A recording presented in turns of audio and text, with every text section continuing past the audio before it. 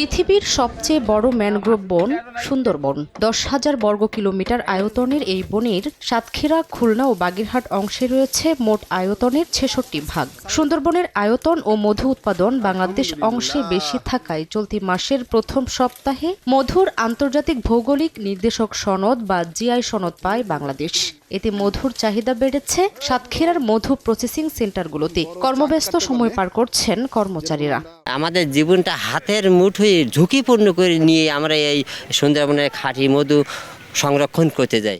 কাজ অনেক আগে বেশি হয়েছে। সুন্দরবনের যে মধুটা এটা সারা বিশ্বে এখন যাচ্ছে। যে সনদটা পাওয়ার সাথে সাথে আমাদের মধুর চাহিদা বেড়ে গেছে, মধুর দাম বৃদ্ধি পেয়েছে।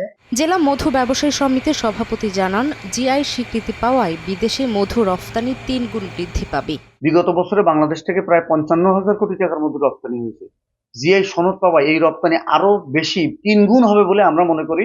মধু চাষী, মধু ব্যবসায়ী মোয়াল পর্যায়ে একটা আলোড়ন সৃষ্টি হবে। এদিকে মধু সংগ্রহে জড়িত মোয়ালদের ঋণের ব্যবস্থা সহ বিসিক নগরীতে মধু প্রসেসিং সেন্টারকে আরো সমৃদ্ধ করে গড়ে তোলার কথা জানায় জেলা প্রশাসক। মধু ব্যবসার সাথে যারা জড়িত, বিশেষ করে মোয়াল, তারা যে মধুটা বাগান ব্যবসায়ীদের কাছ থেকে ঋণ নিয়ে তারা সংগ্রহ করতে যায় এবং তারা ন্যায্য মূল্যটা পায়। আমরা একটু উদ্যোগ গ্রহণ করব তাদের ঋণের আওতায় আনা যায় কিনা। বন বিভাগের দেয়া তথ্য মতে গত অর্থ বছরে বাংলাদেশে 4টি রেঞ্জের মধ্যে শুধু সাতক্ষীরা রেঞ্জ থেকে 1,227.937 কুইন্টাল মধু আহরণ করে রাজস্ব আদায় হয়েছে 19,64,700 টাকা।